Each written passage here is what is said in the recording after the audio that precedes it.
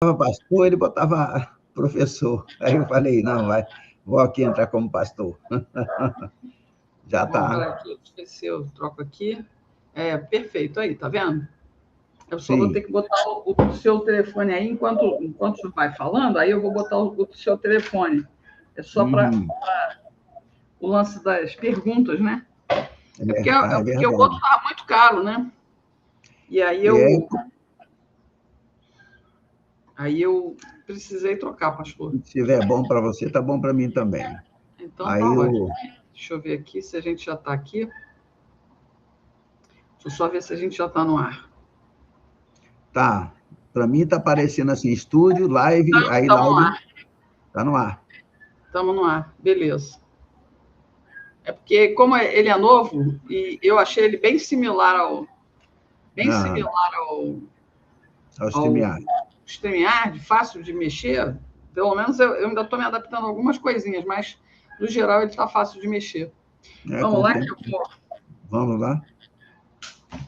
Eu estou com um pouquinho de dor de cabeça. Acho que é porque eu estava tensa para poder acertar esse aplicativo para a nossa dupla transmissão. Mas já está tudo certo aqui. Deixa eu ver aqui. Deixa eu pegar aqui a Bíblia e escrever na Bíblia aqui. Bíblia. Só para eu já estar com uma mão aqui e já fazer a oração. Então, vamos só fazer a oração para dar início aqui, né, pastor? Uhum. Deus amado, Pai querido, nós louvamos o teu santo nome, Senhor. Damos graças pelas tuas misericórdias e agradecemos, Senhor, especialmente pela vida de Jesus em nós. E eu te peço, Pai amado, que o Senhor abençoe esse encontro dominical aqui, que é uma live de estudos, Senhor, para aprendermos mais da tua palavra. Agradecemos especialmente pela vida do pastor Sebastião Aragão, porque se dispõe a nos ensinar, a nos repassar conhecimento e a sabedoria que o Senhor concedeu a ele. Deus amado, Pai querido, abençoe a vida dele, a família dele, a todos que vão participar dessa live aqui, para que a gente possa, Senhor, sempre, nosso propósito, engrandecer o teu santo nome e viver, Senhor, segundo os teus propósitos. É sempre em nome de Jesus que a gente ora e agradece. Amém, amém, amém. Amém. Glória a Deus. Graças a Deus, Regina, estamos aqui mais uma vez. Sim, já avisando o povo que estamos usando um novo software. Então, qualquer contratempo aí, vocês perdoem a gente, viu? A primeira vez que a gente usa, esperando que dê tudo certo. Isso. Eu vou aqui. Gente. Vamos lá. Só ler aqueles 2 versículos que a gente sempre lê. Né? Sim. Pois quem é a nossa esperança ou alegria ou a coroa em que nos gloriamos na presença de nosso Senhor Jesus em sua vinda? Não é verdade que são vocês? Sim, vocês são realmente a nossa glória e a nossa alegria. Amém. Amém, Regina.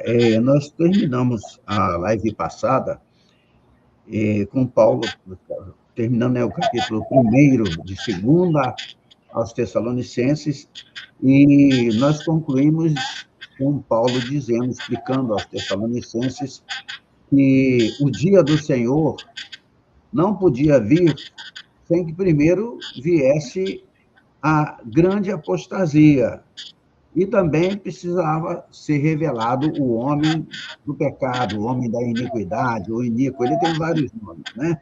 E tudo isso se referindo a uma só pessoa, o anticristo. E só isso a gente perguntaria, né? Só isso bastaria para convencer os tessalonicenses de que o dia do Senhor ainda não viera.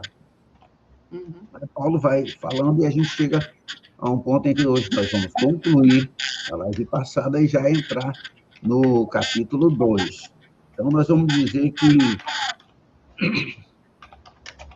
a parúzia e o dia do Senhor, falar sobre isso hoje, que é parúzia, né? É uma palavra grega que significa presença, chegada ou advento, uma palavra grega. E nós temos cuidado, sempre falamos aqui algumas coisas, nós simplesmente mencionamos uma palavra ou outra, no grego ou no hebraico, nós estamos vendo muito... Aliás, nós estamos vivendo o tempo dos falsos profetas, dos que querem aparecer. Como existia no tempo dos Tessalonicenses, Paulo se preocupava muito com isso, porque eles estavam sendo enganados. E tenho visto aí, ontem eu vi até um vídeo de um homem aí, muitos seguidores, muita fama, inclusive da Igreja Adventista. Ele, né, a Igreja Adventista não tem nada com ele e é um homem muito sábio. Interessante, ele estava com um papel na mão mostrando que é uma página do original da Bíblia que não está na Bíblia. Aí ele vai fazendo seu nome e o povo vai acreditando nessas coisas. Uma coisa eu quero dizer, deixar bem claro para você que me assiste. Aquele pastor que é também arqueólogo? Ele mesmo, tá? Ele mostra muita sabedoria e esses é que são perigosos, tá? Muito perigosos, porque eles levam a pessoa a sair fora do contexto bíblico. Eles acabam desacreditando a Bíblia. Eles querem trazer fama e glória para si e acabam, né, tirando as pessoas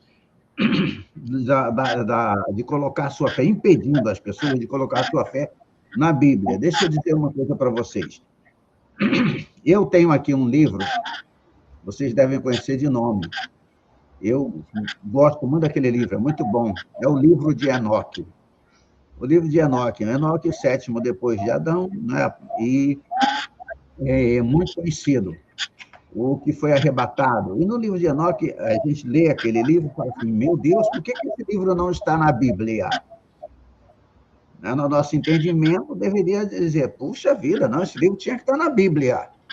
Mas, olha, irmãos, se tiver faltando alguma página na Bíblia, você pode ter certeza, é porque o Espírito Santo não queria que aquela página estivesse na Bíblia.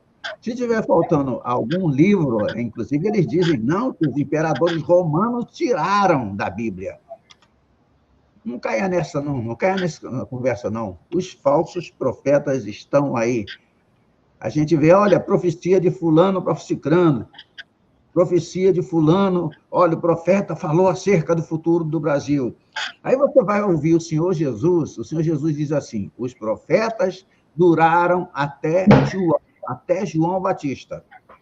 Se os profetas duraram até João Batista, quem disse foi Jesus, e Jesus não pode mentir, então quem está se dizendo profeta hoje, com certeza é um falso profeta.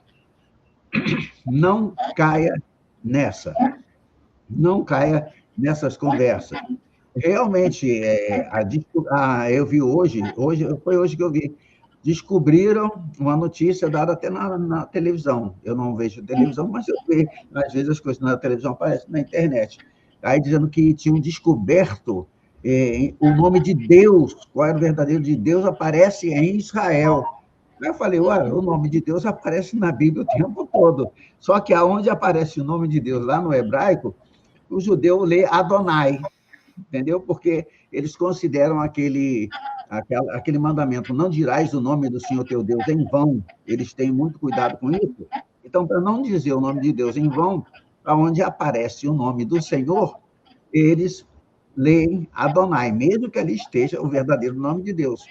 O que aconteceu foi que arqueólogos acharam pedacinhos de manuscritos, e num desses pedacinhos estaria ali o verdadeiro nome de Deus, e se partes do manuscrito, de um deles, por exemplo, Zacarias.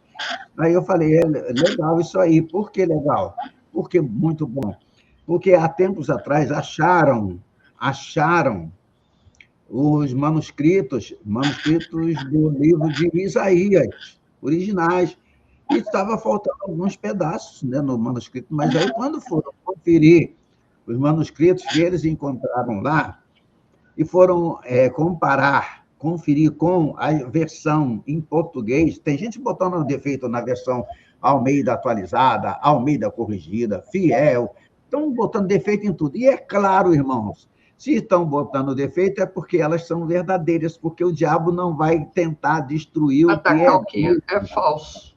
né? Ele não vai querer destruir o que é falso, ele vai querer destruir o que é verdadeiro. Então, veja bem, não caia nessa. Quando conferiram os manuscritos lá nas cavernas de Qumran, os manuscritos, agora que eu digo, de Isaías, não foi esse agora, e foram conferir com as nossas versões, pode ser na King James, pode ser na Reina Valera, pode ser... foram conferir, deu tudo certinho. Aí o que foi impressionante foi isso, estava lá. E o que eles nem não tinham em mãos, está traduzido tudo certinho na nossa Bíblia, é mais um motivo para que a nossa fé venha crescer. O Espírito Santo zela pela integridade das Escrituras Sagradas. Vocês podem ver que a Bíblia não se contradiz de jeito nenhum.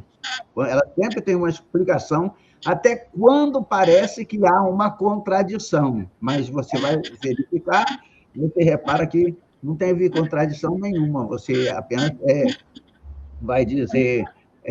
um exemplo aqui. Não respondas ao tolo. Isso aqui eu estou falando em minhas palavras. E logo no versículo seguinte, diz assim, respondas ao tolo segundo a sua tolice. Aí você fica, parece que é uma contradição. Um versículo manda eu responder. Outro versículo manda eu não responder. É só você entender. Na hora que for para responder, você responde. E tem hora que é melhor você ficar calado. É isso que você tem que compreender.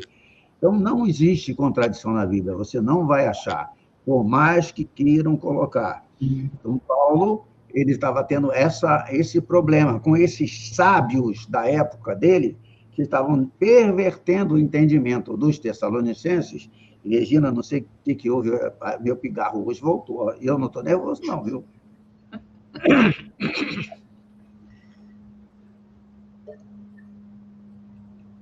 Veja só, eu falei sobre a parúzia e o dia do Senhor. Parúzia é um vocábulo grego, repito, que significa presença, chegada ou advento.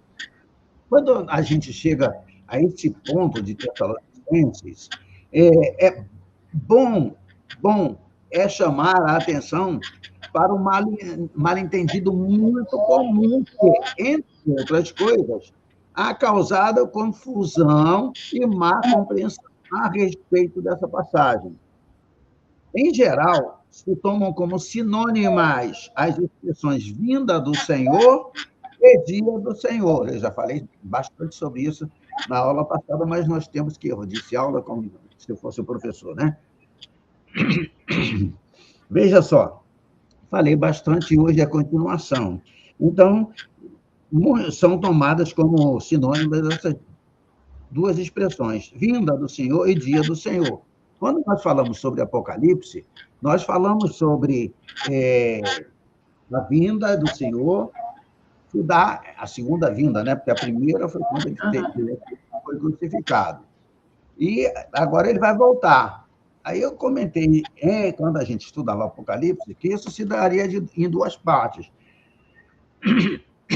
Em duas partes. Por exemplo, eu até comparei com o jogo de futebol. Você vê o primeiro tempo, tem um intervalo de 15 minutos, se não me engano, e tem o segundo tempo. Mas você não são dois jogos, é um jogo só. Um jogo só, com intervalo de tempo. A vinda do Senhor, você pode dizer a mesma coisa. O arrebatamento, um intervalo e a vinda propriamente dita, o retorno dele. Só que no primeiro tempo, usando a metáfora do jogo de futebol, no primeiro tempo a igreja é arrebatada.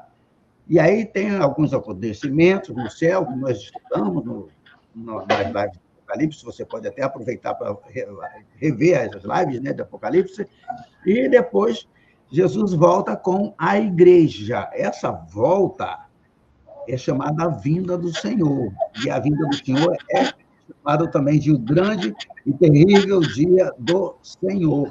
Grande e terrível dia do Senhor. É o dia da ira, o dia da vingança. E ele nos arrebata exatamente para nos livrar desse dia terrível. Olha, o que acontece é que muita gente toma essas expressões como coextensivos, como referindo-se a um único acontecimento. Eu agora estou separando os dois tempos do jogo, tá? Os dois tempos, usando ainda a mesma metáfora. Se assim fosse, como os Tessalonicenses podiam pensar que o dia do Senhor já tinha vindo para eles? Se o dia do Senhor é um dia de ira, é um dia de destruição. Se eles pensassem nisso, eles iam achar que Jesus tinha vindo, arrebatado a igreja, e eles teriam ficado para trás, deixados para trás. Aliás, tem até um filme com esse nome, Deixados para Trás.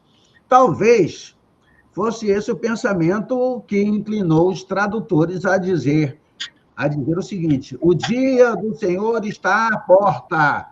Quando o texto na versão, na verdade, né? Eu ia dizer na versão original, mas não. O texto, na verdade, diz o seguinte: o dia do Senhor está agora presente. Presente. Agora, por quê? Se a vinda de Cristo, a parúzia, fosse a mesma coisa que o dia do Senhor, como poderia qualquer falso mestre levá-los a crer que o dia do Senhor já estava presente? Como é que poderia se enganar? Eles já estariam sofrendo a ira se fosse o dia do Senhor, e eles não. Mas, pastor, havia perseguição. Muitos cristãos morriam naquela época por causa da perseguição religiosa. Era fácil de saber disso, não é? O próprio apóstolo Paulo, por ordem de Nero, teve a sua cabeça decapitada. E milhares de cristãos morreram lá no Coliseu Romano. Então, naquela época, se sofria demais. Mesmo assim, não era a ira do Senhor sobre uma igreja que acabara de nascer. A igreja nasceu no dia de Pentecostes, está ali até o Império Romano acabou e a igreja continua até hoje, irmãos. Então, a gente tem que prestar muita atenção na palavra escrita. Quando você passar a não entender, volta um pouquinho, procura. E tem mais, quando você ouvir explicações de sábios, aí você escuta com atenção, compara com a Bíblia. Você aprende isso lá, se não me engano, é Atos 17, quando fala Paulo em Bereia, os bereanos, eles ouviam Paulo, o apóstolo Paulo, depois, quando voltavam para casa, eles iam examinar nas escrituras existentes na época se o que Paulo estava ensinando estava de acordo com o que constava na palavra de Deus. Quando você ouvir, você pega a sua Bíblia, confere, vê se o pastor Aragão está ensinando direitinho, vê se tá contradizendo a Bíblia, está errado. Mas vá com o seu próprio entendimento. Leia a Bíblia literalmente.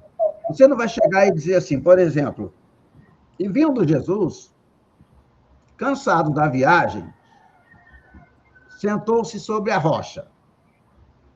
Você leu isso? Tá ok? Sentou-se sobre a rocha. Quando você chega, está lendo Coríntios, diz assim, e a rocha era Cristo. Ué, se a rocha era Cristo, você nunca vai poder interpretar que a rocha se assentou sobre a rocha. Então, você tem que entender literalmente, que quando diz que ele se assentou, que Jesus se assentou sobre a rocha, você tem que entender literalmente. Por quê? A pessoa pode entender errado? Pode, quer ver? Agora eu vou dizer João 4,6. João 4,6. E cansado da viagem, João 4,6. Cansado da viagem, veja o que aconteceu. Você quer que leia, não? Pode ler, sim. Vai nos ajudar. João 4,6. Ali ficava o poço de Jacó. Cansado da viagem, Jesus sentou-se junto ao poço. Era por volta de meio-dia. Amém. Fica aí mesmo, Regina. Veja só, Jesus, né, se sentou junto ao poço de Jacó e estava cansado da viagem, cansado mesmo. Então, como humano, ser humano, se assentou cansado. Aí veio a mulher. Continua a leitura um pouquinho, Regina. Aí mesmo. De onde você parou. Tá. Nisso veio a mulher samaritana tirar água. Jesus lhe disse: dê-me um pouco d'água. Continua. Pois os seus discípulos tinham ido à cidade comprar alimentos. Então a mulher samaritana perguntou a Jesus: como, sendo o Senhor um judeu, pede água a mim, que sou uma mulher samaritana? Ela disse isso porque os judeus não se dão com os samaritanos. Jesus respondeu: se você conhecesse o dom de Deus, quem é que lhe está pedindo água. E quem? Se você conhecesse o dom de Deus e quem é que está lhe pedindo água para beber, você pediria e ele lhe daria água viva. Ao que a mulher respondeu. Vê a resposta dela. O Senhor não tem um balde e o poço é fundo. A gente tem que ir, né? O Senhor não tem um balde e o poço é fundo. De onde vai conseguir essa água viva? Por acaso o Senhor olha aí. Jacó, o nosso pai, que nos deu o poço do qual ele mesmo bebeu, assim como os seus filhos e o seu gado? Agora, Regina, olha só.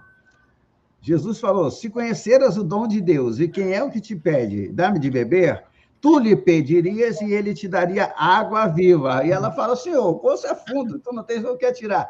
Ele falou de uma água espiritual, tu lhe pedirias e ele te daria água viva. Mas ela entendeu a água literal. Veja só a palavra de Jesus confundida. Confundida. Eu vou dar outro exemplo agora. Olha só, não vamos ler, mas todo mundo vai lembrar disso. Quando Jesus estava lá no templo e estava olhando a grandiosidade do templo, ele falou assim: derrubai esse templo. Eu reconstruirei em 3 dias. E eu reerguerei em 3 dias. Aí eles ouviram aquilo e falaram: como? Levaram dezenas de anos para construir esse templo e milhares de trabalhadores, e tu o reerguerás em 3 dias. Jesus falou de que templo? O templo do Espírito Santo. E eles entenderam que ele estava falando do templo de alvenaria, vamos dizer assim. Mas, olha só, de novo, a palavra de Jesus confundida. E isso acontece muito hoje. Então, leia literalmente. A primeira leitura que você tem que fazer literalmente. Aí, quando você vir que é algo espiritual, você vai perceber essa espiritualidade ali na própria palavra. Por quê? Porque quando você se assenta para ler a palavra de Deus, o Espírito Santo, me permita falar assim, ele se assenta ali junto com você, para te ensinar, para te esclarecer. Alguns tentam deturpar, aí eu não sei, por ignorância, por maldade, ou são instrumentos do diabo, ou não são, não posso dizer que são, eu não sei, mas se está distorcendo de propósito a palavra de Deus para mostrar uma própria sabedoria, é da parte do capeta, irmão. Só quem quer desmentir a Bíblia é o diabo. E mesmo assim, o diabo sabe a verdade que contém na palavra de Deus, porque quando ele veio tentar Jesus, lembram a primeira tentação? Jesus no deserto, depois de 40 dias sem comer nada, Satanás chega e pega umas pedras e fala assim, olha, se é condicional, ele está botando uma dúvida, se tu és o Filho de Deus, transforma essas pedras em pães e mata a tua fome. Por quê? Aí Jesus diz para ele, olha, está escrito, nem só de pão viverá o homem, mas de toda a palavra que procede da boca de Deus. Jesus usou a palavra de Deus para combater Satanás. Outra das tentações, Satanás leva Jesus até o pináculo do templo e diz assim, pula daqui, mais ou menos um edifício de uns 40 andares. Pula daqui, porque a seus anjos foram dadas ordens, né? Isso é o Salmo 91. Satanás usando a palavra de Deus para tentar o Filho de Deus. Ele usou o quê? A palavra de Deus. Ele não usaria uma mentira. Ele usaria ali, embora ele seja mentiroso e pai da mentira, para tentar Jesus, ele não poderia usar uma mentira. Aí ele usou o Salmo 91. Mas Jesus falou assim também, mas também está escrito, não tentarás o Senhor teu Deus. Quer dizer, não é só porque esse versículo é verdade que eu vou tentar o Pai. Não é hora disso. Ele foi sempre rebatendo Satanás com a palavra de Deus. É o que você deve fazer. Rebata sempre com a palavra de Deus. A palavra de Deus é uma espada afiada que você tem nas suas mãos para vencer Satanás. Não vai nessa história, não. E o que estava acontecendo em Tessalônica era que estavam tentando desviar os tessalonicenses e Paulo estava muito preocupado com isso. E eles estavam metendo medo, querendo conseguir dominar o povo através do medo. O mundo passou por isso há pouco tempo agora. Faz pouco tempo que, através do medo, inventaram aí uma pseudo-pandemia, né? E o mundo todo ficou se escondendo, ficou se trancando, ficou botando máscara, não respirava direito, tudo porque medo. O medo controlou todo o mundo. Não foi só o Brasil, o mundo inteiro ficou com medo. E era já o medo sendo usado lá na época dos Tessalonicenses e de outros cristãos para fazê-los duvidarem da palavra de Deus, do que lhes havia sido ensinado. Mas, irmãos, na verdade, não se disse que no dia do Senhor, Cristo seria revelado. Aliás, eu vou fazer esse tipo de pergunta. Não foi dito para ele que no dia do Senhor, Jesus seria revelado com os anjos do seu poder, vingando-se daqueles que não conhecem a Deus e que não obedecem o Evangelho? Foi dito isso. O dia do Senhor é o dia da ira. O grande e terrível dia do Senhor é um outro nome para o mesmo dia. É o dia da ira, o dia da vingança. Foi dito isso.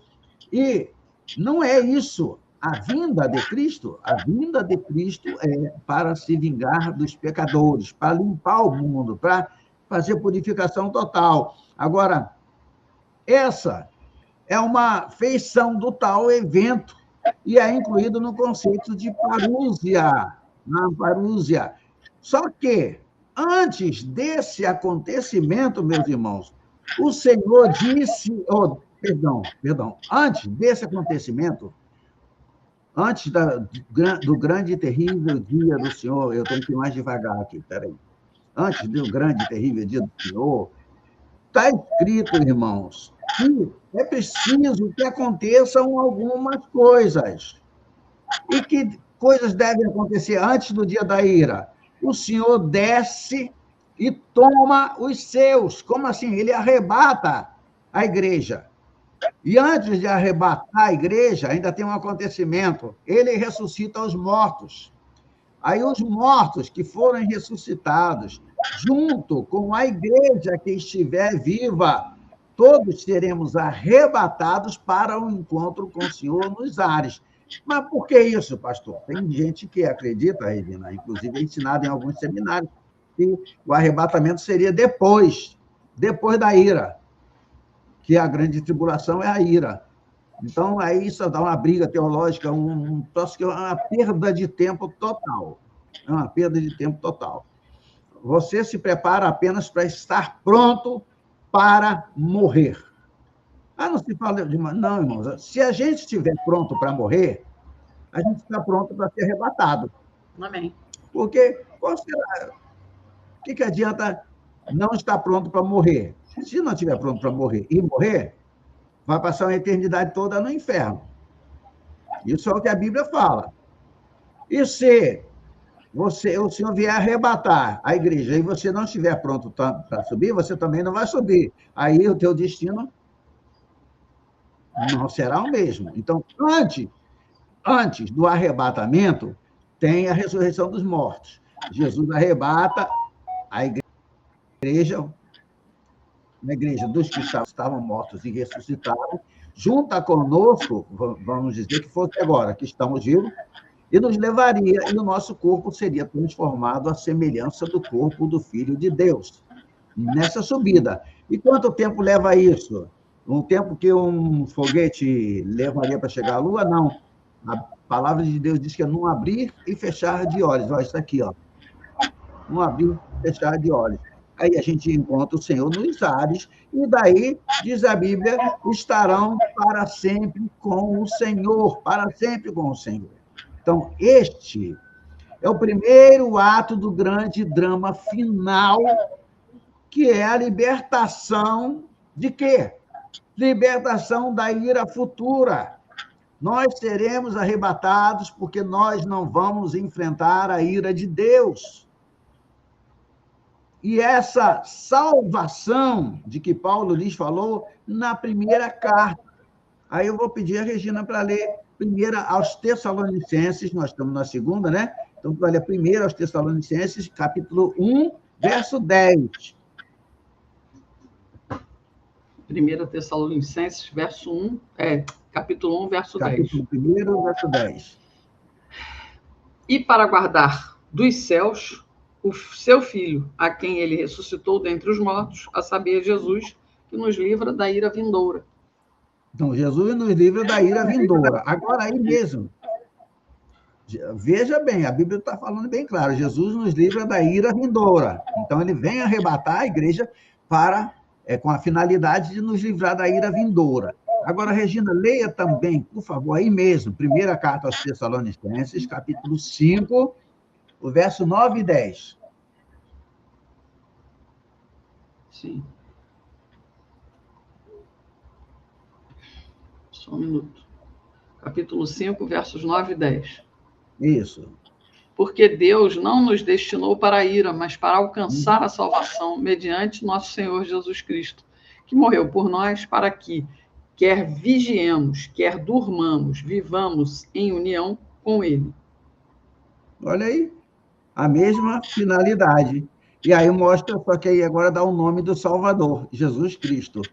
Ele morreu para a gente ser salvo. Eu vi um dia desse aí, num grupo de teólogos, eles dizendo que Jesus não levou sobre si os nossos pecados.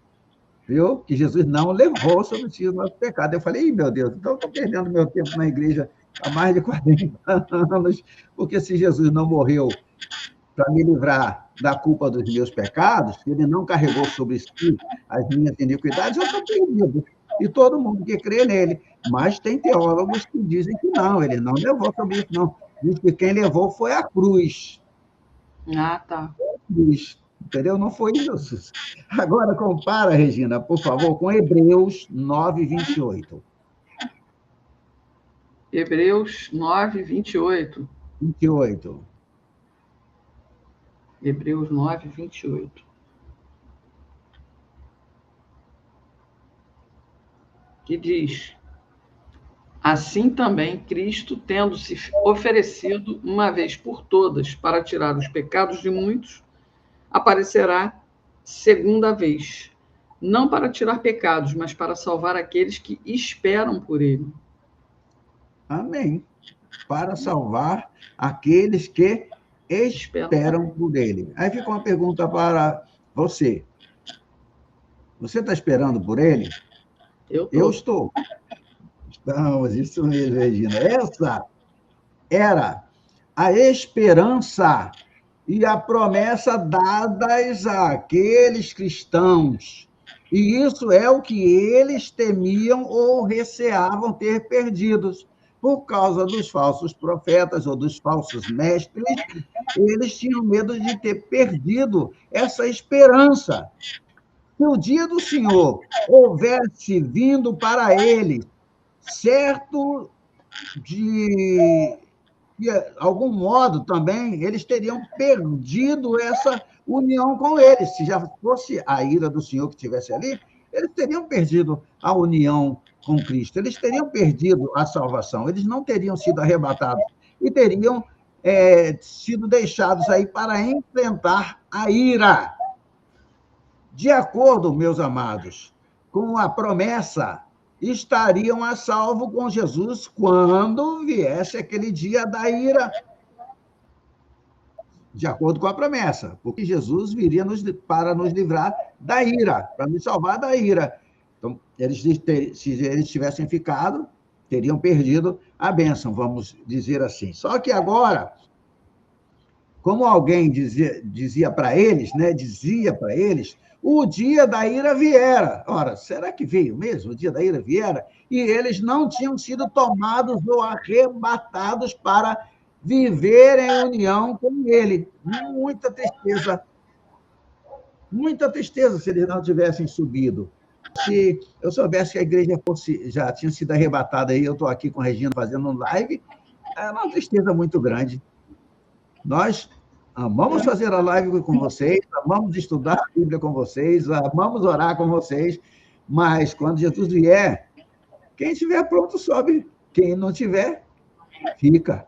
E quem ficar, perdeu a esperança, perdeu tudo. Essa era a causa única da tristeza e ansiedade deles. Eles viviam tristes, porque eles estavam pensando que Jesus já tinha voltado. Mas pensando por quê? Quero frisar, não espontaneamente, porque alguns falsos mestres estavam botando na cabeça deles. E esses falsos mestres ainda existem hoje em dia. Em parte, meus amados, eles criam nisso por quê? Em parte por causa da ignorância e em parte por causa da falsidade que fora semeada entre eles por alguns pretensos profetas e por meio de uma carta forjada. Então, é bem de propósito, né? Escreveram uma carta como se fosse de Paulo, porque diziam que aquela carta tinha sido escrita pelo apóstolo Paulo. Todas essas ideias erradas, Paulo esclareceu. Paulo tentou tirar da cabeça deles. Na parúzia, na verdade, né? Na parúzia.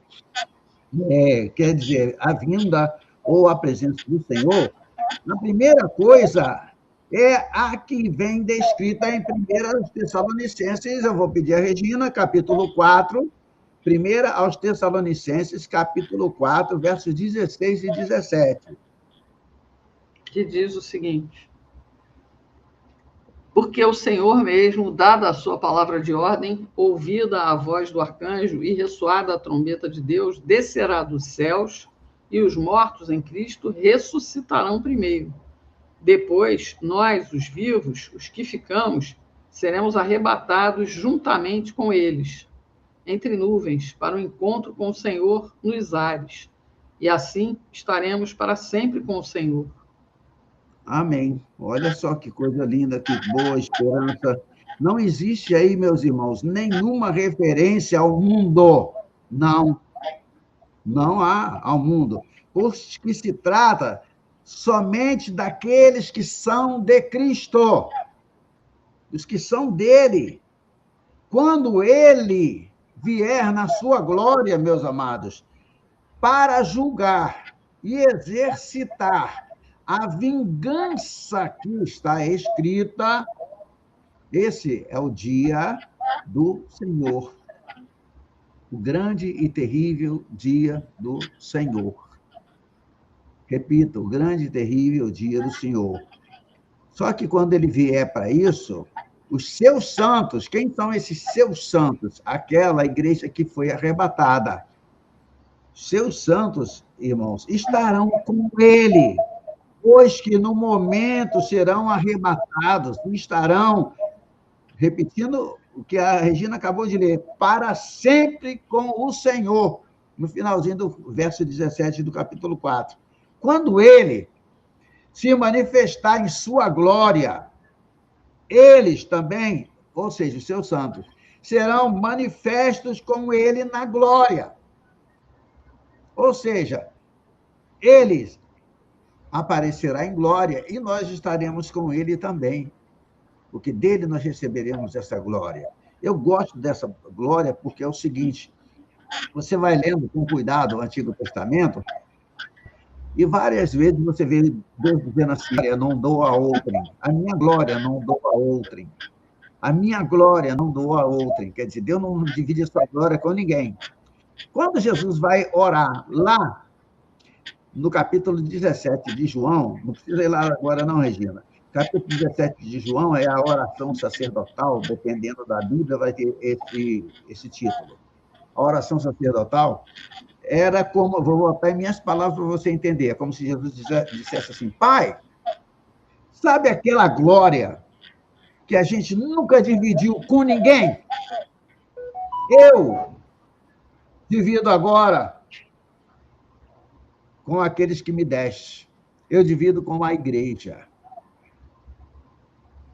Aquela glória que a gente nunca dividiu com ninguém, que está lá várias vezes sendo mencionada no Antigo Testamento, eu divido com a igreja. Eu divido com aqueles que tu me destes. Tá? Então, vocês veem que é muito bom quando o Senhor nos toma para si. Nós teremos, ou faremos parte, ou participaremos, fica até difícil de achar a palavra correta, da glória de Deus. Seremos gloriosos como Ele é, não porque nós tenhamos glória pessoal, mas porque Ele nos dá da sua glória. Ele nos dará da sua glória. Ele nos fará a glória conosco. E aí, irmãos, quando Ele vier para julgar, é o grande e terrível dia do Senhor, nós estaremos associados com Cristo no julgamento. Opa!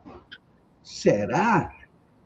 Irmãos, quando Jesus se assentar no seu trono, você pode dar uma olhadinha em Mateus 25, verso 31 em diante, você pode observar que a igreja que tinha sido arrebatada estará assentada com ele. Você pode dar uma olhadinha em Apocalipse 3, 21. Deixa eu olhar aqui na minha Bíblia, aqui, enquanto a Regina volta. Apocalipse 3, 21. Se eu anotei certo aqui. 3, 21. Ao vencedor, dar-lhe-ei sentar-se comigo no meu trono. Dar-lhe-ei sentar-se comigo no meu trono. Assim como também eu venci e me sentei com o meu Pai no seu trono. Irmãos, você já viu uma glória maior do que essa? Uma bênção maior do que essa? Ao vencedor, o Senhor vai dar o galardão, o privilégio de poder se assentar no seu trono. Aí ele diz, assim como eu venci e me assentei no trono de meu Pai, ou me assento no trono de meu Pai.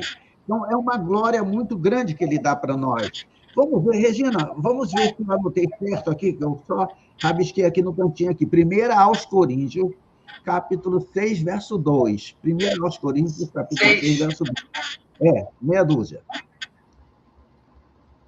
Verso 2. Ou vocês não sabem que os santos hão de julgar o mundo? Ora, se o mundo deverá ser julgado por vocês, será que vocês não são competentes para julgar as coisas mínimas? Amém. Viu aí que coisa linda? Vocês viram? O mundo será julgado pelos santos. Os santos são aqueles que serão arrebatados. Os santos são aqueles que hoje, em comunhão com Deus, mesmo você e eu, nós, ainda sendo pecadores, ainda estando na nossa carne, ainda estando sujeitos ao pecado, mas com capacidade de derrotar o pecado pelo poder do Espírito que habita em nós, mesmo nós somos, vou colocar entre aspas a palavra agora, predestinados pela palavra de Deus a julgar o mundo. Não me importa se você é pobre, se você é alto, se você é baixo, se você é rico, se você tem saúde, se você está doente. Me importa se você tem Jesus ou não. Se você é de Jesus e já veio até ele e anda com ele, ou, mas eu sou doente, pastor, não posso sair da cama, mas você pode até fisicamente não andar com ele, mas espiritualmente andar com ele, você é um santo do Senhor. E aos santos será dada o privilégio de julgar o mundo. Está aí em Coríntios, eu anotei certo, 1 Coríntios 6, 2, hão de julgar o mundo. Aqueles que... Hoje o mundo se gaba, o mundo, se puder, nos esmaga. Só se fala por aí, gente, hoje, até no Brasil, se fala sobre perseguição religiosa, que o pastor, se pregar a Bíblia como ela vai ser preso, mas não sei o que lá, vai ser, se falar disso, vai ser misoginia, ele vai ser preso por misoginia. E o apóstolo Paulo foi preso por quê? Acho que nem se conhecia essa palavra. Aliás, nós viemos conhecer essa palavra há pouco tempo, pelo menos eu. Misoginia, ou transfobia, ou mais não sei o quê. Não, irmão. Se for para a glória de Deus, eu garanto para vocês que a verdadeira igreja sofre. Ela não corre do sofrimento. Quando muitos dos cristãos eram colocados no Coliseu Romano, junto com suas famílias, lá no Coliseu, e eles soltavam as feras para que os próprios crentes vissem seus filhos sendo devorados, né, por tigres, por leões. Sabe o que os crentes faziam na época? Eles davam as mãos e ninguém fugia, não. Eles começavam a louvar a Deus com hinos evangélicos, ou evangélicos não, com hinos cristãos, eu prefiro essa palavra. Eles louvavam o Senhor esperando a sua vez de ser devorados. Aquilo para eles era glória. Mas ninguém. Eles gostavam de sofrer. Não, eles não eram masoquistas, não. É porque não tinha mais o que fazer. E aí o que Paulo diz? Para mim, o morrer é ganho. Estou ganhando. Eu não estou perdendo. E aí a gente lê e lembra de outros. Preciosa é aos olhos do Senhor a morte de todos os seus santos. Irmãos, nós não temos que ter medo de morrer. Mas, pastor, falar de morte, irmãos, a única coisa certa nesta vida que nós vivemos hoje é a morte. Não adianta correr dela. Não adianta tentar enganá-la. Tá? Eu não gosto não sou muito afeito a piadas, mas eu me lembrei aqui de uma que eu ouvi uma vez, que a morte chegou numa festa para pegar. Ela foi buscar um cara cabeludo, ele era muito cabeludo, e ela foi buscar. E o camarada soube que a morte vinha, ele pegou e raspou a cabeça, ficou carequinha, bem daquelas carequinhas que brilha. Aí diz que a morte olhou para um lado, olhou para o outro, na festa procurou e falou assim: bom, eu vim buscar aquele cabeludo, mas daqui não está aqui, eu vou levar esse careca mesmo. Levou o cara.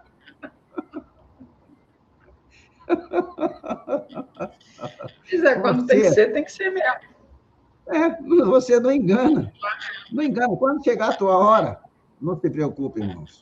Quando chegar a minha hora, eu vou. Hospital, nem médico, nenhum do mundo me livra que aquela hora for minha. E também ninguém consegue me levar se não for a minha hora. Deus não deixa. Então, apenas confia no Senhor, viva a sua vida com alegria. A alegria do Senhor é a nossa força. Faça a obra de Deus. Procure compartilhar, por mais que seja proibido, que venha a proibir, procura compartilhar a salvação em Cristo com todas as outras pessoas que você for tocado pelo Espírito Santo. Porque o Espírito Santo só vai te levar a pregar o Evangelho para alguém que seja escolhido por ele. Se aquela pessoa não tiver sido escolhida por ele, o Espírito Santo nem te dá vontade de pregar para ele. Porque o próprio Jesus, antes de enviar o Espírito Santo para habitar em nós, em Mateus capítulo 28, no final 28, 20, ide por todo mundo e pregai o Evangelho a toda criatura. Quem crê e for batizado, será salvo. Quem não crê, aí não será, não. Está condenado. Quem não crê. Pela graça sois salvos por meio da fé. E isto não vem de nós, é dom de Deus. Então, veja, nós estaremos associados com Cristo no julgamento. Esse julgamento é no grande e terrível dia do Senhor, irmãos. Agora, se ele julga as nações, ele, Jesus, julga as nações com vara de ferro e as faz em pedaços como a um vaso de oleiro, eles quem? Os santos, participam com ele nesse governo. Opa, que é isso, pastor? Vamos relembrar um pouquinho só de Apocalipse. Regina, Apocalipse 2, verso 26.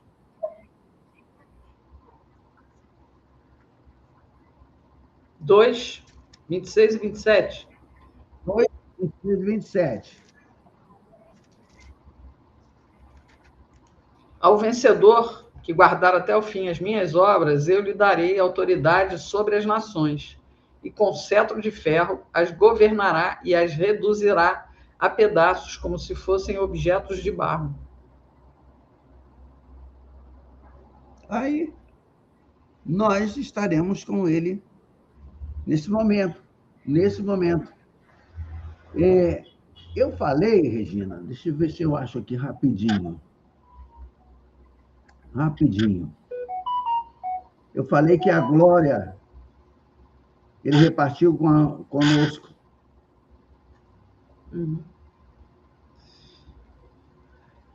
Porque o verso 28 diz: assim como também eu recebi a autoridade de meu Pai, e eu lhe darei ainda a estrela da manhã.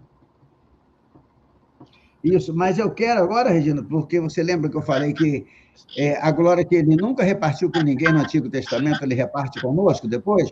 Por favor, João capítulo 17. João capítulo 17. Sim, senhor. Qual versículo? Olha, o verso 21 e o principal é o 22, Regina. 21, mas o principal é o 22. Mas leia o 21. A fim de que todos sejam um, e como tu, ó Pai, estás em mim e eu em ti, também eles estejam em nós, para que o mundo creia que tu me enviaste. Eu lhes transmiti a glória que me deste, para que sejam um, como nós o somos. E eu neles, está vendo? Ele e tu em mim. Transmitiu para nós aquela glória que no Antigo Testamento não dividia com ninguém. Então, veja só como a igreja é, entre aspas, especial aos olhos de Deus. Mas aí, se eu for comparar com o mundo, eu tiro as aspas, porque a igreja realmente é especial aos olhos de Deus. Ela foi feita para glorificar o nome do Senhor. Ela foi feita, e a gente, não sei se eu digo assim, deve se orgulhar, devemos ficar o mais alegres por termos sido escolhidos por Ele, para glorificarmos o seu nome, porque com Ele nós reinaremos. Não fala em momento nenhum, como eu já disse em alguma live anterior aí, que tem gente com medo de que os muçulmanos venham governar o mundo inteiro, venham dominar a Terra. Aí eu falei até sobre Mateus 25, 31, que mostra que quem governa é Jesus, que Jesus vem como Rei dos Reis, Senhor dos Senhores. Aí quando ele vem com a igreja que foi arrebatada. Então, o teu futuro não é ser dominado por nação alguma, porque você já é uma nação santa, um povo. Opa, peraí, então Deus tem dois povos, tem mesmo. O povo terreno, Israel, e o povo celestial é a igreja. Porque é interessante que ele chama a igreja de nação santa. Interessante que ele não chama Israel de nação santa. Aí diz a igreja, povo de propriedade exclusiva de Deus. Nós, como igreja, somos um povo de propriedade exclusiva de Deus. Então, irmãos, nada acontece na tua vida, nem na minha, por acaso. Deus guia todos os nossos passos. Deus nos dirige em todo tempo. Vamos ver aqui, aí agora a gente pensa no arrebatamento e o grande e terrível dia do Senhor. Quanto tempo decorrerá entre o arrebatamento dos santos, que está em 1 aos Tessalonicenses 4, 16 e verso 17? Regina, eu já pedi para você ler 16 e 17. 17, acredito que sim. Não, leia, na dúvida, por favor. 1 aos Tessalonicenses. A primeira. Capítulo 4, verso 16 e 17. Porque o Senhor mesmo, dada a sua palavra de ordem, ouvida a voz do arcanjo e ressoada a trombeta de Deus, descerá dos céus e os mortos em Cristo ressuscitarão primeiro. Depois nós, os vivos, os que ficarmos, seremos arrebatados juntamente com eles, entre nuvens para o encontro com o Senhor nos ares, e assim estaremos para sempre com o Senhor. Amém. Obrigado, Regina. Você já tinha lido realmente, mas aí é bom que a gente ouve outra vez e a nossa esperança cresce mais um pouquinho, sabe? É como aguar a mesma planta duas vezes. Mas veja só, quanto tempo decorrerá entre esse arrebatamento, que está aí descrito nesses versículos que a Regina acabou de ler, e a vinda do Senhor na glória com esses que ele arrebatou? Quanto tempo haverá? Aí, irmãos, é que está. A Bíblia não diz para nós quanto tempo haverá. Alguns ensinadores colocam que serão 7 anos, né? Lembra do jogo? Voltei a ele, a mesma metáfora. Jogo, primeiro tempo, 7 anos de intervalo e depois o segundo tempo.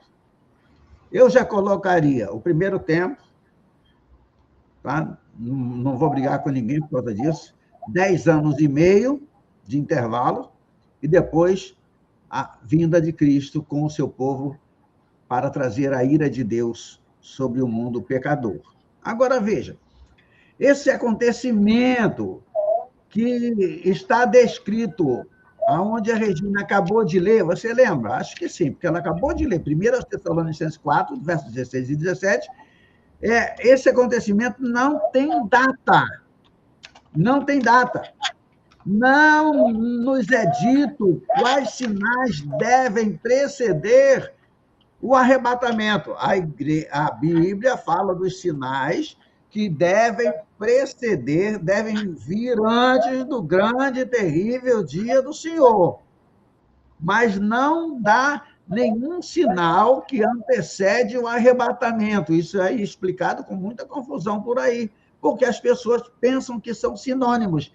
O arrebatamento não é o grande e terrível dia do Senhor.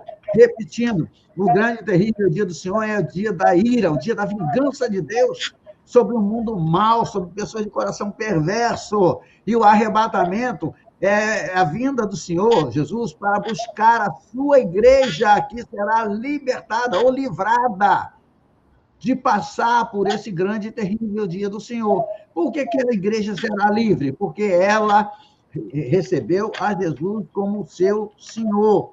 Irmãos, quero dizer uma coisa para vocês. É para esse evento que os cristãos olham com gloriosa expectação.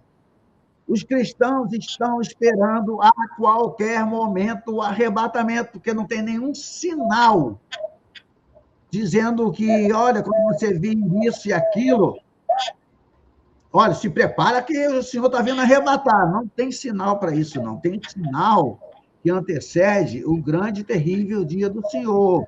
Nós não estamos aguardando a besta. Toda hora tem gente falando aí sobre o sinal da besta. É legal calcular. Você me dê um código de barra de qualquer coisa. Deixa eu ver aqui. Se eu acho um livro aqui.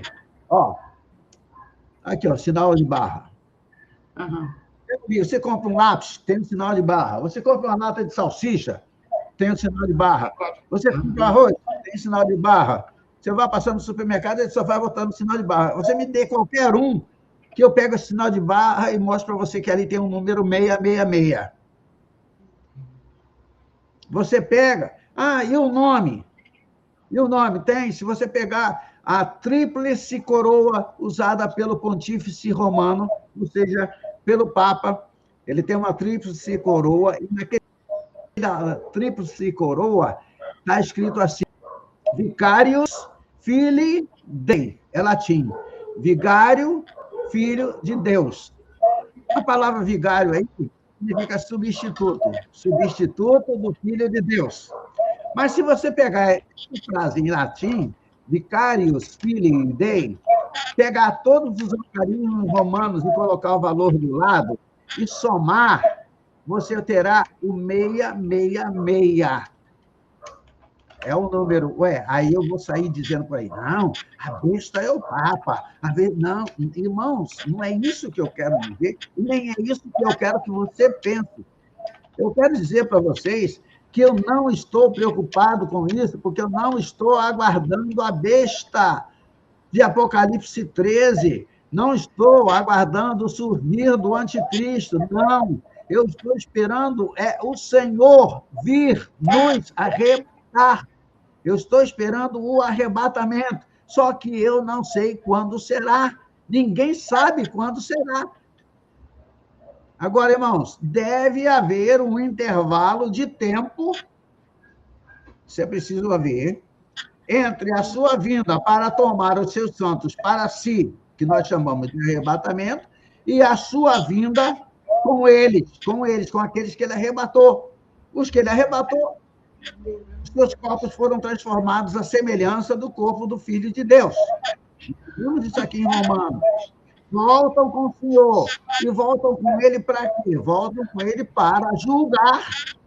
Regina leu em 1 Coríntios 6, verso 2, para julgar e executar a ira de Deus.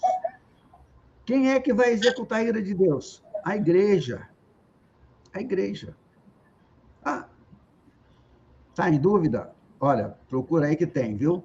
Procura aí, que você vai ver no canal, tanto no meu quanto da Regina, quando nós estudamos Apocalipse. Nós estudamos bem devagar.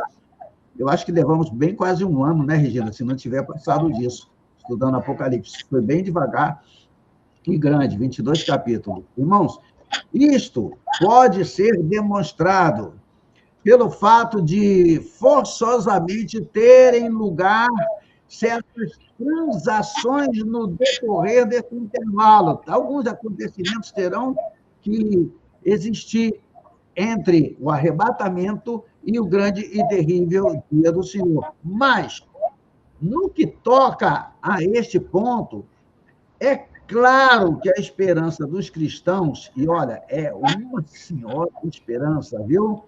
Se centraliza no acontecimento que, não vou pedir porque seria a terceira vez que eu pediria a Regina, que está descrito em 1 Tessalonicenses 4, 16 e 17, quer dizer, o arrebatamento, e que eles não terão de enfrentar o julgamento do dia da ira, porque quando a Regina leu ali, ela leu que foi para que a igreja pudesse escapar. Ele vem nos arrebatar para que a gente não enfrente a ira de Deus. Amém? Amém. Então, nós vamos começar ainda. Regina, nós temos ainda uns 20 minutos, é? 15 minutos, mais ou menos, uns 15 minutos, mais ou menos. Então, vamos pedir à irmã Regina agora ela vai ler, agora sim, agora a bichinha vai cansar. Capítulo 2, tá? Do verso 1 até o verso 17. Leia devagar para não ficar cansadinha, tá? Aí o subtítulo aqui é O Homem da Iniquidade e a Vinda do Senhor. Irmãos, no que diz respeito à vinda de nosso Senhor Jesus Cristo e à nossa reunião com Ele, pedimos que vocês não se deixem demover facilmente de seu modo de pensar, nem fiquem perturbados, quer por espírito, quer por palavra, quer por carta, como se procedesse de nós, dando a entender que o dia do Senhor já chegou. Ninguém, de modo nenhum, os engane, porque isto não acontecerá sem que primeiro venha a apostasia e seja revelado o homem da iniquidade, o filho da perdição, o qual se opõe e se levanta contra tudo o que se chama Deus ou é objeto de culto, a ponto de assentar-se no santuário de Deus, apresentando-se como se fosse o próprio Deus. Vocês não lembram que eu costumava lhes dizer estas coisas quando ainda estava com vocês? E agora vocês sabem o que o detém para que ele seja revelado a seu tempo? Porque o mistério da iniquidade já opera e aguarda somente que seja afastado aquele que agora o detém. Então será revelado o iníquo, a quem o Senhor Jesus matará com o sopro de sua boca e destruirá pela manifestação de sua vinda. Ora, o aparecimento do iníquo é, segundo a ação de Satanás, com todo o poder, sinais e prodígios da mentira, e com todo engano de injustiça aos que estão perecendo porque não acolheram o amor da verdade para serem salvos. É por esse motivo que Deus lhes envia a operação do erro, para darem crédito à mentira, a fim de serem condenados todos os que não creram na verdade, mas tiveram prazer na injustiça. Tem o intertítulo aqui, né? Chamados para a salvação. Mas devemos sempre dar graças a Deus por vocês, irmãos amados pelo Senhor, porque Deus os escolheu desde o princípio para a salvação, pela santificação do Espírito e fé na verdade. Foi para isso que também Deus os chamou mediante o nosso Evangelho, para que vocês alcancem a glória de nosso Senhor Jesus Cristo. Assim, pois, irmãos, fiquem firmes e guardem as tradições que lhes foram ensinadas, seja por palavra, seja por carta nossa, que o próprio Jesus Cristo, nosso Senhor, e Deus, o nosso Pai, que nos amou e nos deu eterna consolação e boa esperança pela graça, console o coração de vocês e os fortaleça em toda boa obra e boa palavra. Amém. Olha só, aí tem muita coisa boa para se falar e para se entender. Se você lê essa passagem aí 10 vezes, você vai se sentir edificado às 10 vezes, viu? Cada hora você vai ver algo preciosíssimo aí para você, porque é um esclarecimento grande e muito importante, porque se não fosse tão importante, não tinha tanta gente tentando enganar os cristãos. E muita gente, nem todo mundo tem capacidade de ler e interpretar português, muita gente não sabe nem ler direito. Eu conheço, ainda hoje, aqui em volta de mim, tem um monte de gente que não sabe nem escrever o próprio nome. Ainda tem, é incrível, século XXI, e eles não conseguem. É muito difícil, então pode ser enganados facilmente. Por isso que alguém aí diz que é muito bom manter o povo na ignorância, porque o ignorante pode ser enganado, né? Pode ser enganado, pode chamar o ruim de bom e o bom de ruim, porque ele não entende, né? Mas o dia do Senhor, o que Paulo continua aí no capítulo 2, ele não vem sem que algo venha primeiro. É o que disse o apóstolo Paulo aos Tessalonicenses. Mas a vinda de Cristo para tomar os seus para si é acontecimento não anunciado, ou seja, o arrebatamento é acontecimento não anunciado. Se eu estivesse me repetindo, pelo que eu acabei de falar uns minutos atrás. Simplesmente, nós devemos aguardar esse acontecimento. Nós devemos olhar para ele e esperá-lo dia após dia. Será que ele vem hoje? Quando você acordar, olha para o céu, esteja ele azulzinho, como está o meu céu aqui agora, ou esteja chuvoso, com nuvens no céu, nublado, né? Às vezes uma parte azul, outra parte branca, ou até mesmo as nuvens sejam escuras. Quando você olhar para o céu, pergunte assim, Senhor, será que é hoje que o Senhor virá buscar a sua igreja? Pergunta. Isso é bom porque vai despertar você para você viver esse dia com muita esperança.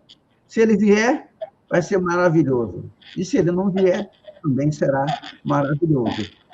Isso era precisamente o que eles faziam.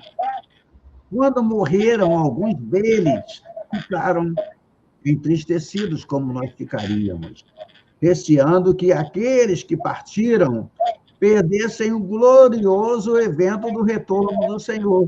Eles ficavam tristes, pensando que as pessoas que morreram iam perder a volta do Senhor. Mas Paulo já disse, não, vão ser ressuscitados antes dos vivos subirem. Aqueles que morrerem no Senhor, certo. Então, a gente precisa ver por que Paulo, né? Aliás, nós estamos vendo isso, ficava tão preocupado, porque os tessalonicenses eram, eu digo de novo aqui, novos convertidos. Não poderia haver, irmãos, melhor prova da expectação fervente, esperançosa e diária da vinda de Cristo da parte deles. Eles esperavam o Senhor diariamente. Tem um versículo em Lucas que eu gosto muito dele. Não sei se eu posso dizê-lo agora de cor. onde ele está, assim, Lucas, talvez 8, mas talvez 8:48, não vamos lá assim. Mas está escrito assim, olha, ao retornar Jesus, isso aí é literal, tá? Aconteceu. Ao retornar Jesus, a multidão o recebeu com alegria, porque todos o estavam esperando. Deixa eu só se eu confirmar se eu erraria ou não. Lucas, foi o que eu pensei, eu erraria. Quer ver? 8:48? Não, é 8:40. Regina, leia, por favor, aí. 8:40, Lucas, 8:40. Sim, senhor. Lucas 8:40.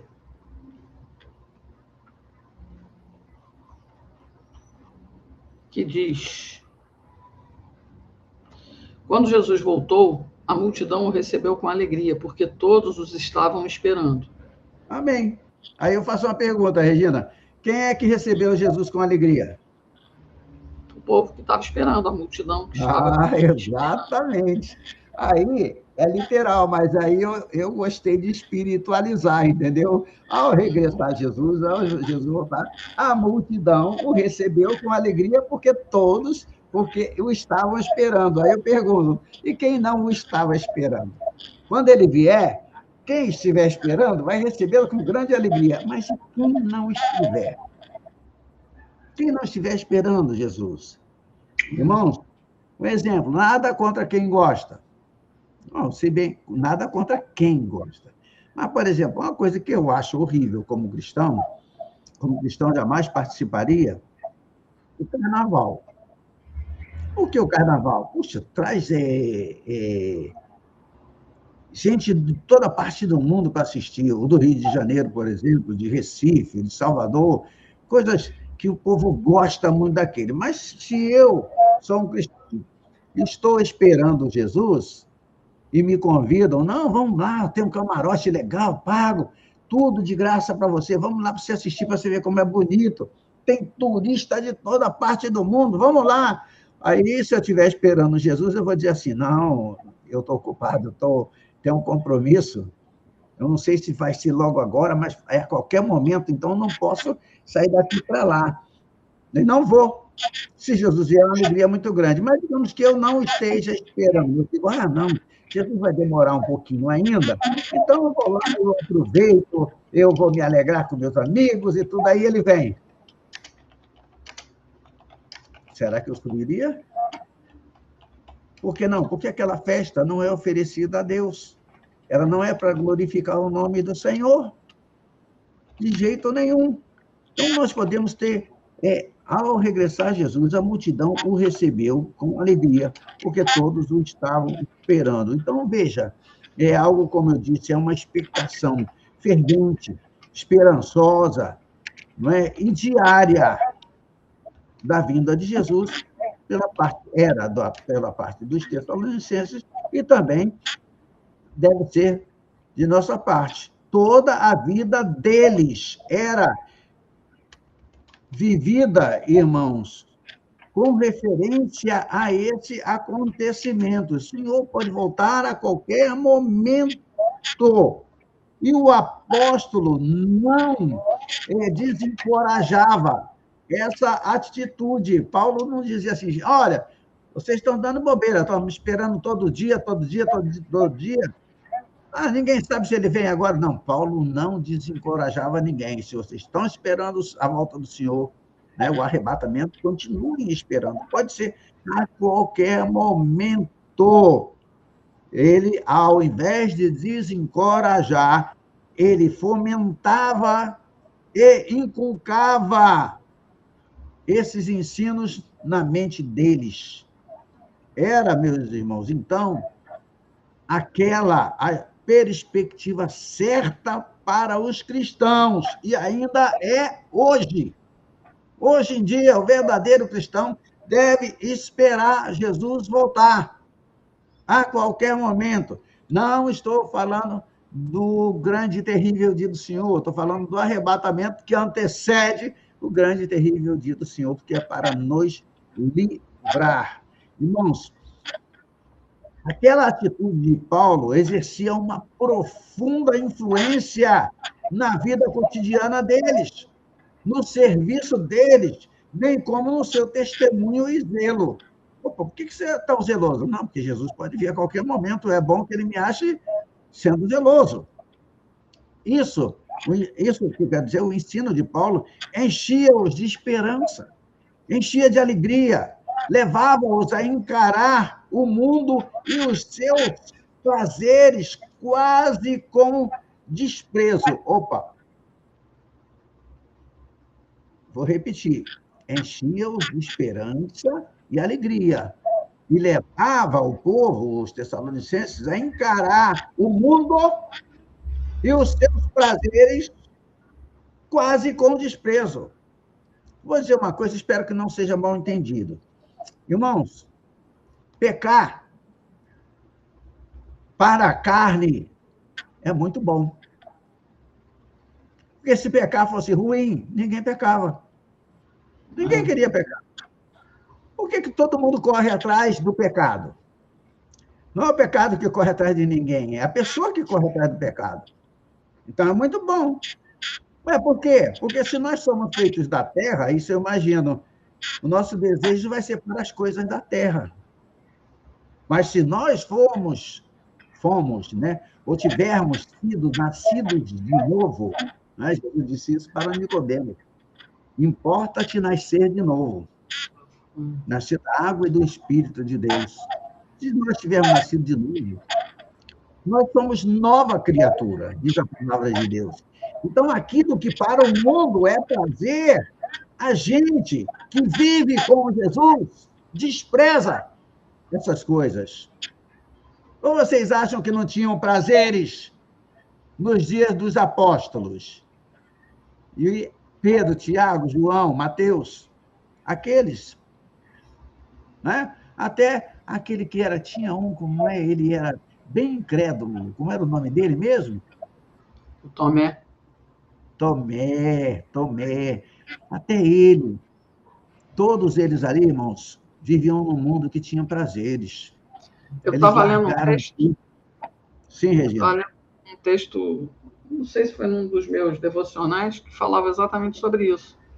Até o próprio Paulo, Deus, ele não te livra do pecado, né? Ele não te livra. Ele não te livra. Você vai continuar ali. O negócio é você realmente resistir ao pecado. É aquela mesma história, resistir ao pecado e o pecado fugirá de vós, né? Resistir ao diabo e o diabo fugirá de vós. Sim. É a mesma, a gente pode usar a mesma palavra, resistir ao pecado e o pecado vai embora de você. E aí eu estava lendo o texto, acho que foi ontem, antes de ontem, exatamente sobre isso, que Paulo tinha um espinho na carne, e Deus deixa a gente com os nossos espinhos na carne, para que a gente, quando... Né, opa, esse espinho aqui está me dizendo que eu devo segurar minha onda para não pecar contra Deus, né? Exatamente, Regina, porque quando a gente sente o espinho dando aquela espetada mesmo, por qualquer motivo, a gente lembra que a gente é humano e que a gente tem que tomar cuidado. Se a gente não tomar cuidado, a gente acaba cedendo a algum prazer carnal. E esse prazer vai nos afastar de Deus. Irmãos, perdoem, são 4 cães, e quando passa boi aqui na rua, eles ficam doidinhos. Por isso, esse barulho, viu? Só um instantinho que já passa. E não é só boi, não. Eles já estão acostumados até a ver boi. Qualquer pessoa que passa ali, tem um vizinho que tem um pastor alemão lindíssimo, sabe? Parece que os meus cães, que não são de raça, né? Aqui no Ceará eles chamam de pé duros, parece que eles ficam com ciúme da beleza do outro ali, do pastor alemão. É lindo demais. Aí ficam aí latindo aí. Mas vamos voltar aqui, espero que vocês me ouçam. É o que a Regina falou. O pecado, ele não é tirado de nós. A possibilidade de pecar também não é tirada. Mas Deus nos dá uma escolha. Olha, isso aí é pecado. A quem você quer agradar? Você quer agradar a sua carne ou quer agradar o Espírito de Deus? Se você agradar o Espírito de Deus, você pode se incluir entre aqueles que são chamados de mais do que vencedores, mais do que conquistadores, né? more than conquerors, quer dizer, mais do que conquistadores. A gente conquista o pecado botando eles debaixo dos nossos pés. Posso ceder? Posso. Mas, olha, a gente nunca deve esquecer que aquilo que a gente semear, a gente vai colher. E nunca caia na tentação de dizer assim, eu vou aproveitar que eu tenho poder para vencer o pecado, aí daqui a pouco eu volto. Teve um irmão, era membro da minha igreja, o nome dele era Anselmo. Não estou dizendo o nome dele porque vocês nunca vão conhecê-lo. E o Anselmo uma vez chegou para mim e falou, pastor, eu vou me afastar da igreja só o tempo do carnaval, porque eu quero aproveitar. Aproveito o carnaval, como Jesus é perdoador, daqui a 5 dias eu volto, peço perdão e permaneço na igreja. Eu falei, Anselmo, tu vai fazer uma doideira dessa? Tá vendo o pecado que tu vai cometer, rapaz? Ah, mas eu venço o pecado fácil. Eu falei, vence então não indo. Vença não indo. Mas ele foi. Irmãos, 10 anos depois, ele ainda não tinha conseguido voltar. Ele tentava, mas não dava certo. Tentava, mas não dava certo. Depois que o diabo laça um camarada. Olha, só o poder de Cristo para quebrar as cadeias tenebrosas. Só. Não tenta, não pensa que você é forte. Forte é o Senhor. Forte é Ele. E Ele nos dá. Está a tentação muito forte, Senhor? Me ajuda aqui. Te garanto que Ele vai te ajudar. Te garanto que Ele vai estar ali presente para te abençoar. Estamos já chegando ao final da live de hoje. Olha, então, eu estava dizendo aqui que Paulo ensinava de uma maneira que eles se tornavam mais pacientes, longânimos, amoráveis, prontos a sofrerem e a perseverarem, e diligentes em seus afazeres. E isso porque o Senhor deles, que tinha todo o poder, veja, não somos nós que temos o poder, é Ele que tem o poder, né? Ele disse para Pedro, naquela passagem do lava-pés, que Pedro disse para ele, Senhor, você nunca vai me lavar. Porque ele, claro, Pedro não gostou. Ele é o Senhor e ele vai lavar meus pés? Ele é o Senhor. Aí Jesus disse, olha, se eu não te lavar, tu não tens parte comigo. Então, aí Pedro aceitou. Veja bem, é Ele que nos lava, é Ele que nos limpa, é Ele que nos fortalece, é Ele que nos dá a força, irmãos. É porque é Ele que tem o poder. E é Ele que nos ama como filhos, como filhos. E ele estava, Paulo animava, mostrando para eles que Jesus estava para vir. A que hora? Aí é que está o problema. A que hora? Paulo não sabia. Ninguém sabia. Assim, pois, cumpria, era obrigação dos tessalonicenses esperá-lo e aguardá-lo, trabalhando enquanto esperavam, aguardando enquanto serviam. E se o Senhor não retornasse nos seus dias de vida, nada teriam a perder, mas ganhariam muito por assim havê-lo guardado. E aí a gente sabe, né? Por quê? Porque quem morre no Senhor já está livre de qualquer tipo de tentação. Se ele morreu no Senhor, é certo que ele vai ressuscitar no dia do arrebatamento da igreja. Mas, disse alguém, não foram então enganados e iludidos? De que jeito? Será que o Senhor os enganou? Estavam eles decepcionados? Perderam alguma coisa?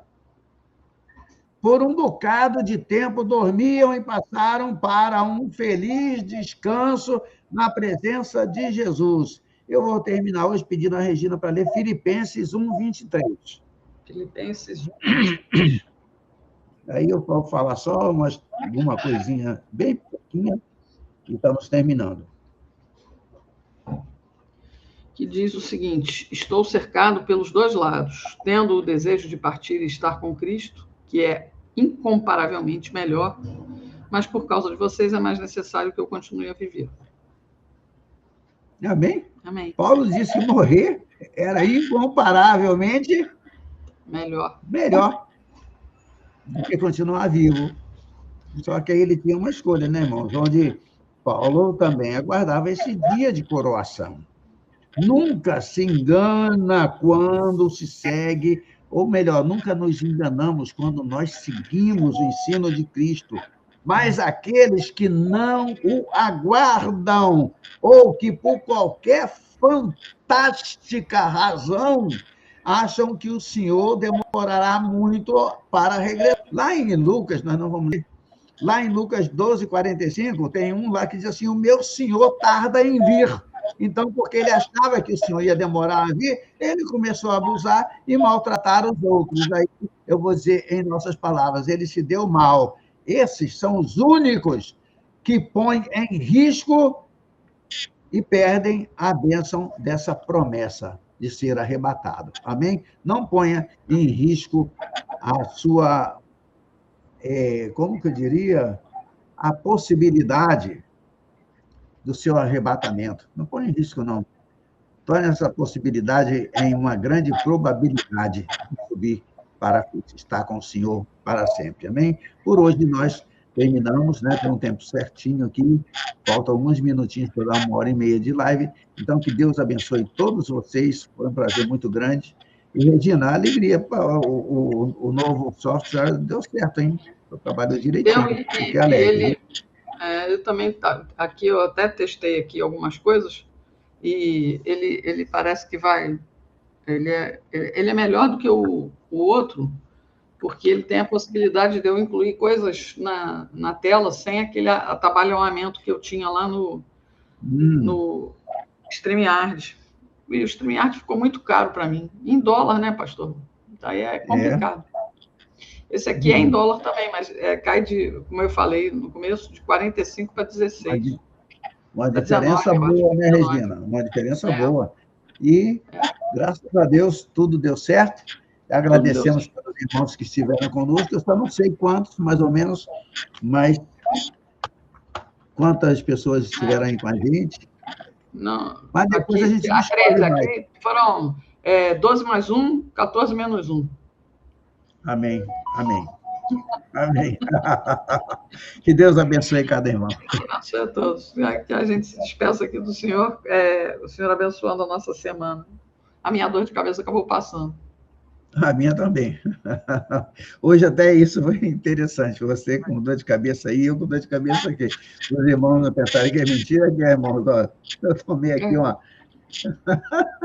Eu tomei também uma dipirona aqui para ajudar a dor de cabeça, não é? E também quero agradecer a Deus, porque os irmãos sabem que eu contei da paulada que eu ganhei na cabeça, e eu consegui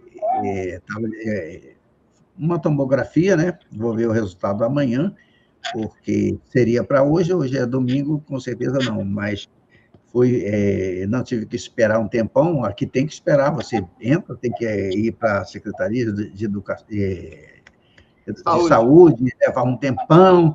Aí eu me atrevi, peguei o telefone e liguei direto para o prefeito da cidade, que é médico, falei do que aconteceu, ele falou: rapaz, era para você ter morrido. Mas ele me falou, mas aí me perguntou, né, aconteceu isso contigo? Aí eu falei, até agora não. Aí ele falou assim, dentro de 24 horas era para ter acontecido, não aconteceu, espera mais 7 dias.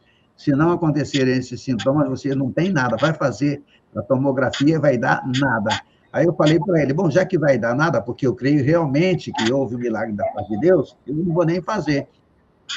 Aí ele virou para mim e falou assim, não, faça assim, que aí fica todo mundo tranquilo, porque senão você sentir uma dor de cabeça, você pode pensar que é da pancada. Sentir dor no pescoço, você pode fazer. Então, você vendo a tomografia e sabendo que não tem nada, você vai saber que a dor de cabeça é uma dor de cabeça comum, que a dor no pescoço é uma dor comum. Aí, daqui a pouco, chegou no meu WhatsApp, o prefeito, ele mesmo marcou para mim, e para logo depois, 2 dias depois, eu já estava lá fazendo a tomografia. Amanhã eu recebo o resultado e eu tenho certeza, pela graça de Deus, que nós estamos bem, Graças a Deus aí. Vamos pegar mais 30 anos aí, Regina. Amém. Se Deus quiser. E, irmãos, para que Deus abençoe o pastor Aragão. Agora eu peço uma coisa para você. Tá? Eu creio em milagres. E eu creio que esse foi um grande milagre. Quando ele viu o tronco que caiu na minha cabeça, era para ser morto. Aí eu falei para ele, o senhor acredita em milagres? Ele falou, acredito sim, e eu acredito. Então, como eu acredito, quando você estiver orando, agradeça a Deus por esse milagre que ele realizou na minha vida. Tá? Eu poderia talvez dizer, Paulo, seria infinitamente melhor estar com Cristo do que estar aqui. Mas se alguém disse isso para mim, rapaz, se ele te deixou aí depois disso, é porque ele ainda tem algum propósito a realizar através da sua vida. E assim eu espero que possa glorificar o nome do Senhor pelo restante dos anos que ele me concedeu. E quem sabe a gente vai se ver muito ainda, né? Deus abençoe todos vocês. Vamos orar, Regina? Vamos.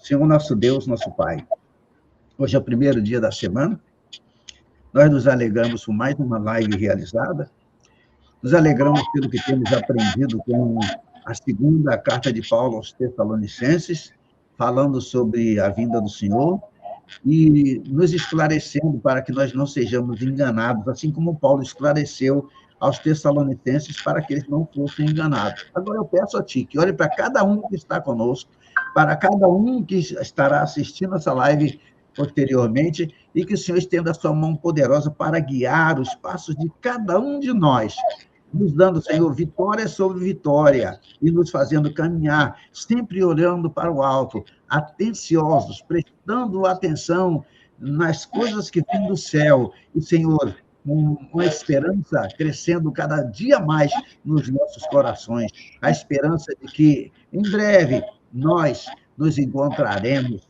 no céu, nós nos encontraremos para estar para sempre com o Senhor. E, Pai, lembra-te também que cada um dos irmãos aqui, eles precisam, assim como eu, precisam das bênçãos, não apenas as celestiais, mas também das bênçãos terrenas.